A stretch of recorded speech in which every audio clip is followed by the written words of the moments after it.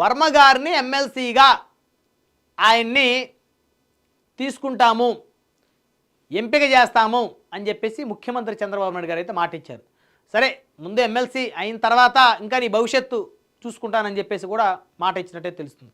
సరే, ఇంకా భవిష్యత్తుని పక్కన పెడితే ముందు చట్టసభలోకి వెళ్తాడుగా, శాసనమండలిలోకి వెళ్తాడు కదా, సో పిఠాపురం నియోజకవర్గం నుంచి.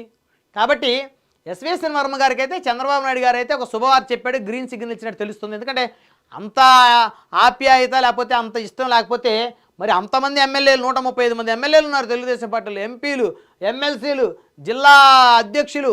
సో వాళ్ళందరితో కాకుండా ఒక వర్మ గారితో టేబుల్ మీద కూర్చొని భోజనం చేయరు. వర్మగారు అంటే, పిఠాపురం వర్మ గారు అంటే చంద్రబాబు నాయుడు గారికి అమితమైన ఇష్టము, ప్రేమ ఉంది. సో వర్మ గారికి చంద్రబాబు నాయుడు గారి మీద అదే ప్రేమ ఉంది, చంద్రబాబు నాయుడు గారికి వర్మ గారికి మీద అదే ప్రేమ ఉంది. దాన్నే బాండింగ్ అంటారు. ఆ ఐక్యత, ఆ యొక్క